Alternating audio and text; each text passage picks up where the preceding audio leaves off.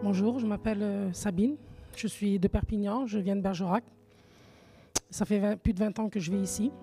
J'ai 44 ans et je vais vous expliquer mon témoignage. Voilà, moi j'ai été élevée dans une famille catholique avec un père assez pratiquant quand même de la parole de Dieu, qui nous a beaucoup amenés à l'église, qui nous a beaucoup... il nous a fait faire notre catéchisme, que lui aussi il a fait sa deuxième communion, moi aussi je l'ai fait. Il était vraiment désireux qu'on connaisse vraiment Dieu.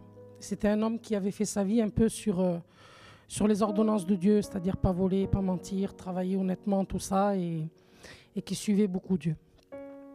Mais voilà, cette personne qui était mon père a eu une vie vraiment difficile. Et ma famille aussi, globalement, a vécu des grandes épreuves. Et quand j'ai eu l'âge de 15 ans, en plus pendant l'adolescence, je suis devenue vraiment révoltée. Et je ne comprenais pas en fait que le Dieu que me parlait mon père pouvait laisser permettre de vivre une vie pareille. Une vie de souffrance comme on a vécu, parce qu'on a perdu beaucoup de personnes. Et mon père a beaucoup souffert. Donc toute notre famille a souffert aussi. Et moi, j'ai rejeté Dieu. J'ai dit, tel que ces mots à Dieu, j'ai dit, si c'est pour vivre comme ça et souffrir comme on souffre en ce moment, je n'ai pas besoin de toi dans ma vie. Et je ne te veux pas dans ma vie. Je lui ai dit... de vive voix. Et c'est la plus grosse erreur que j'ai jamais fait de ma vie. Et donc, les années ont passé comme ça. Je faisais ma vie entêtée aussi, très loin de Dieu. Et j'ai fondé un foyer. J'ai mis à mon mari tout l'amour que j'aurais dû avoir pour Dieu. C'était devenu mon Dieu. Et mon ménage, en fait, c'était devenu mon but dans la vie. Bien élever mes enfants, tout leur donner, l'amour qu'il fallait. Et je croyais de me construire une vie heureuse et dans la paix qu'on n'avait pas eue, je pensais me la procurer moi. Et en fait, pas du tout. Parce que j'ai eu 2 filles en premier et un garçon ensuite qui est né normal et puis après qui est tombé malade, qui est devenu autiste, hyperactif. Et cette maladie, elle a fait de notre vie un enfer. Enfin, moi, à l'époque, je pensais que c'était vraiment cette maladie. Et donc là, je ne suis quand même pas revenue à Dieu, je me plaignais à Dieu. Je disais, c'est pas possible, Seigneur, tu l'as fait venir cet enfant vraiment pour me punir. Et je ne revenais pas à lui, je ne comprenais pas. Et je m'entêtais presque encore plus. Et j'avais une vie de péché normale.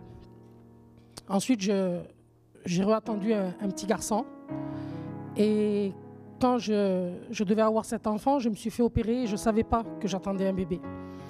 Et les docteurs aussitôt m'ont dit que je ne devrais pas le garder. Parce qu'il pourrait être malade et il pourrait avoir une maladie, même peut-être la même que son frère. Et par rapport aux produits qu'il m'avait mis dans le corps, tout ça, que ça l'aurait touché obligatoirement. Et dès que je suis sortie de la porte du médecin, j'ai entendu une voix qui m'a dit « Garde ton enfant, il n'aura rien, ce sera un garçon. » Et son nom me venait toujours dans la tête, parce que mon fils s'appelle Léni et j'entendais Léni tout le temps. Et maintenant, je sais que c'est le Seigneur qui voulait que je le garde et qu'il en prendrait soin. Mais quand les docteurs m'ont dit ça, j'ai commencé à revenir vers Dieu et j'ai eu peur. J'ai dit, Seigneur, tu l'as permis une fois, mais là, je ne veux pas, Seigneur. Je veux te demander de l'aide et je veux que tu interviennes dans ma vie et dans la vie de mon enfant. Donc, les mois ont passé. Il a gardé mon fils, qui est né et qui était parfait et qui est encore parfait. Aucune maladie, ni rien du tout, même le plus résistant de tous mes enfants. Il n'a jamais eu de problème de santé particulier. Et donc là, j'ai recommencé à avoir la foi, à croire aux promesses de Dieu, mais en faisant toujours ma vie normale, en me repentant pas de mes péchés, puis en continuant, en sortant, en ayant une vie normale, quoi. Et puis un jour, des années plus tard, le Seigneur me parle, et c'était il y a 3 ans de ça, et il me montre une image de quand j'étais petite. Et quand j'étais petite, j'étais beaucoup avec mon frère, qui est un fils unique.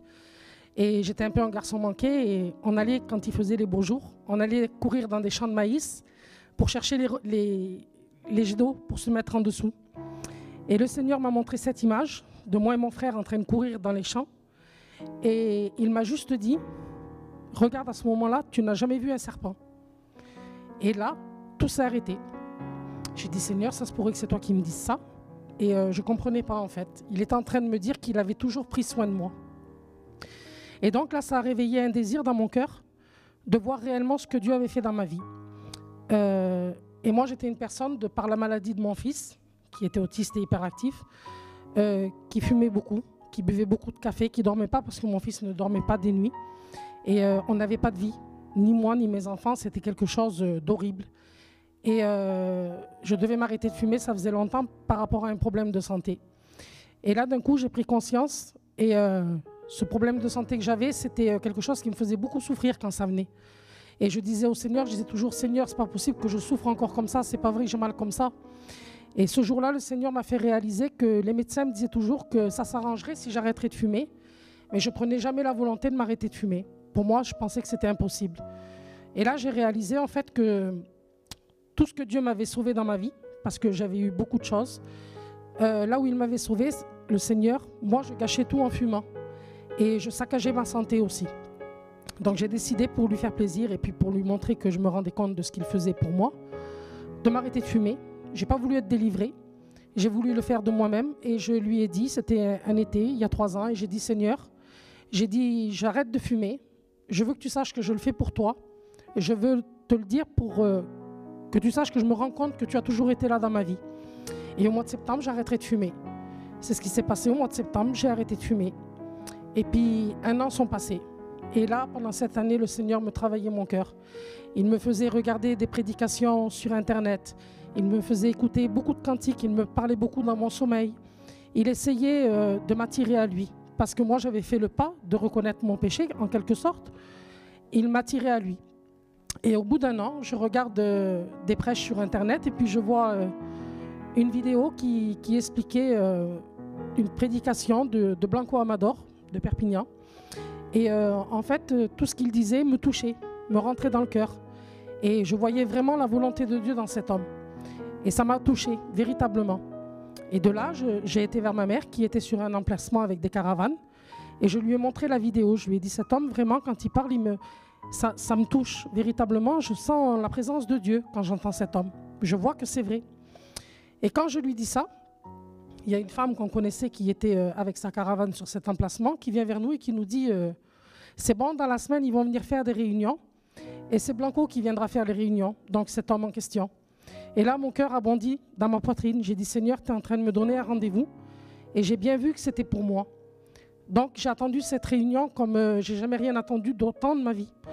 Et la réunion est venue. Et ce jour-là, il y a eu un déluge. Il y avait de l'eau, ça pleuvait partout. Il y avait du vent, il y avait les bâches qui s'arrachaient presque. Et on voyait que les éléments n'étaient pas pour cette réunion. Mais moi, je l'attendais véritablement.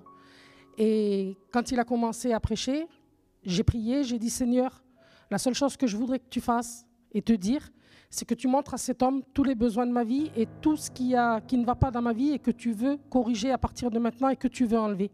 Que ce soit pour moi, que ce soit pour mes enfants. Ça a été simplement ma prière. Et le Seigneur m'a exaucé parce que Blanco m'a fait lever, on a prié. Il m'a beaucoup suivi après. À partir de cette réunion, le Seigneur m'avait donné rendez-vous et il a changé complètement ma vie. Cette vie de misère, de souffrance, de peine, ce témoignage que je dis là avant, je ne pouvais pas le dire sans pleurer. Tellement c'était quelque chose qui m'avait fait souffrir, qui était marqué en moi. Et ces blessures, je le sais à l'heure actuelle qu'elles sont cicatrisées parce que j'en parle comme si c'était arrivé à quelqu'un d'autre, comme si c'était d'une histoire de quelqu'un que je vous parle. C'est la puissance de Dieu, ça. Il peut rétablir toutes les vies, n'importe quelle situation par laquelle vous êtes passé, il peut tout rétablir. Bien sûr que là, j'ai connu Dieu. Et 2 de mes filles se sont données à Dieu. Là, je ne peux pas dire leur témoignage parce que ça leur appartient à elles. Et en fait, dans leur conversion, je me suis rendu compte que le malheur de ma famille ne tenait pas à la maladie de mon fils. Parce que mon fils, aujourd'hui, il a 20 ans. Il est toujours malade. Mais j'ai la paix, j'ai le bonheur. J'ai le Seigneur qui s'occupe de mes enfants plus qu'un père. Je ne crains rien. Je suis libre parce que la maladie de mon fils me rendait esclave et prisonnière. Je ne pouvais pas bouger. Aujourd'hui, je dévore la vie et la seule chose que j'ai envie de dire, c'est que la chose qui nous fait le plus souffrir sur terre, c'est notre péché, mais on est aveuglé par tellement de choses qu'on ne s'en rend pas compte. Et en fait, c'est ce que je voudrais que les gens comprennent. Et aussi que quand j'ai renié Dieu, j'avais 15 ans. Ça aurait dû être normalement les plus belles années de ma vie. La jeunesse, c'est quelque chose qui est merveilleux. Mais je n'échangerai pas ma vie de maintenant contre n'importe quelle jeunesse parce que c'est aujourd'hui que je suis heureuse et c'est aujourd'hui que j'ai la paix. Et je veux remercier le Seigneur tous les jours, et œuvrer aussi pour expliquer aux gens que les temps sont difficiles et qu'il faut vite faire la paix avec le Seigneur avant qu'il revienne. Je vous remercie.